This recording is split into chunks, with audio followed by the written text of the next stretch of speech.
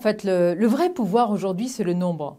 Le vrai pouvoir, c'est la démographie. Et on peut, si on s'en donne les moyens, assimiler des individus. On ne peut plus du tout assimiler des peuples. Or, aujourd'hui, à raison de 500 000 arrivées par an, ce sont des peuples qui arrivent. Alors, on parlera sans doute de la composante confessionnelle, voire religieuse, mais quels que soient les peuples, et en l'occurrence, en tous les cas, ceux qui arrivent en Occident, ils sont non assimilables.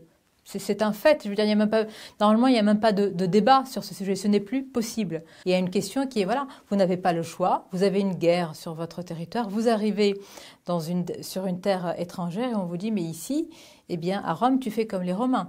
Ce n'est pas venez comme vous êtes, c'est vous allez devenir ce que nous sommes. Pas forcément un clone culturel, mais voilà le message. C'est-à-dire l'inverse aujourd'hui de ce que nous proposons. Donc il y a tous ces murs porteurs qui sont en train de s'effriter et ces Français qui se sentent dépossédés d'eux-mêmes. Bon, face à cela, vous avez un projet.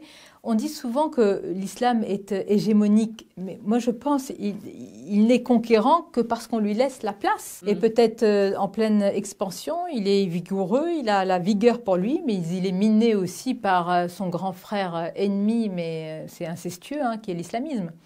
Donc en réalité, c'est une vigueur qui est quand même minée de l'intérieur. On lui laisse la place aujourd'hui pour se répandre, pour s'installer, pour s'enquister. Bon, il n'y a pas de miracle hein, quand on laisse la place. La nature a horreur du vide. C'est ainsi. En Occident, et plus singulièrement en France, la force légitime, vous la cherchez. Hein. Vous ne savez plus par qui elle est incarnée. Même chose pour le pouvoir.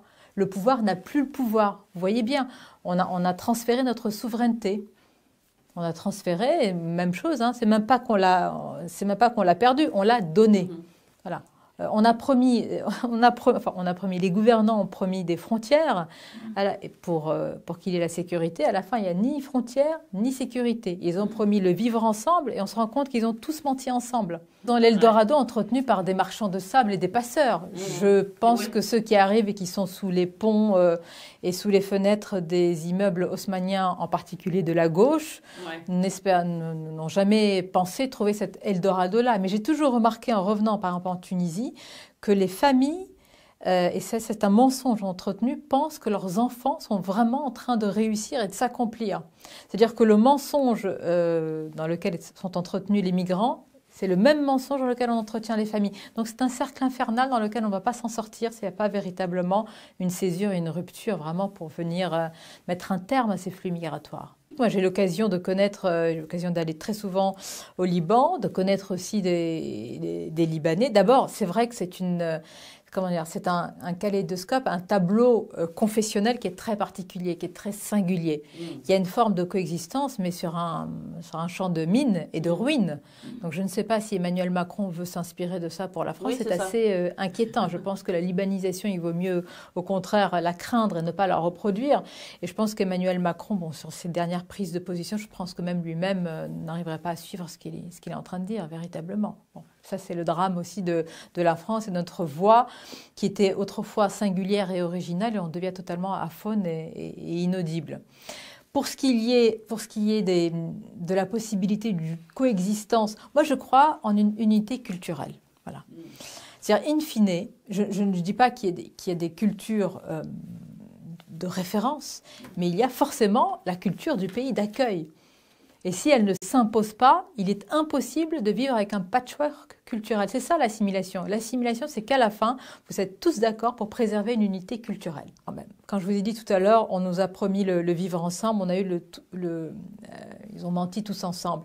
Il y a quand même une partie de l'élite qui a aussi été dans la taquilla, dans la dissimulation.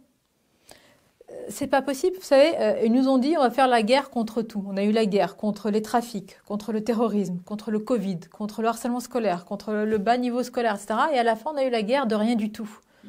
On nous a dit, je vous ai dit, les frontières, finalement, on est en sécurité nulle part. Je veux dire, tous ces mensonges, parce que je pense que personne, il n'y croyait pas. Ça a été une forme de dissimulation sur 30 et 40 ans. Et moi, je leur en veux énormément. Parce qu'on a beau parler de certaines sphères de déconstructivistes, si je puis dire, ils ont été aux manettes. Donc c'est d'abord les gouvernants. Ce sont eux qui ne veulent pas parler de projet assimilationnistes. Ce sont les politiques que j'interroge qui n'osent pas même prononcer le mot. Ou alors il est laissé à certains partis politiques, mais c'est pas ça. Quand on assume un projet assimilationniste, on l'assume tous ensemble. Donc ils sont responsables, ils sont coupables. Le mot responsable politique veut encore dire quelque chose. Quand on est dans ces zones de non-droit aujourd'hui, la culture de référence, c'est le tribalisme, c'est la communauté ou c'est une sorte de territoire islamique. Mais je vais vous dire, ce sont des territoires islamiques avec presque des... Quand on dit ce sont des zones d'un autre droit et d'autres lois, mais elles existent ces lois. Alors que parfois, dans d'autres parties du territoire, elles n'existent plus. Ils sont arrivés à faire sur notre sol ce qu'on n'arrive même pas, nous, à construire en réalité. Ce que je dis, il faut faire tomber ce mur de la honte et du mensonge. Il y a des phrases qui ne peuvent plus être prononcées aujourd'hui dans le débat politique et médiatique. Parce qu'on sait que c'est faux. On sait que ce vivre ensemble n'est plus possible aujourd'hui. Il n'est plus possible. De toute façon, même un ancien ministre de l'Intérieur, feu Gérard Collomb, l'avait dit. On ne sait même plus qu'on vit face à face aujourd'hui.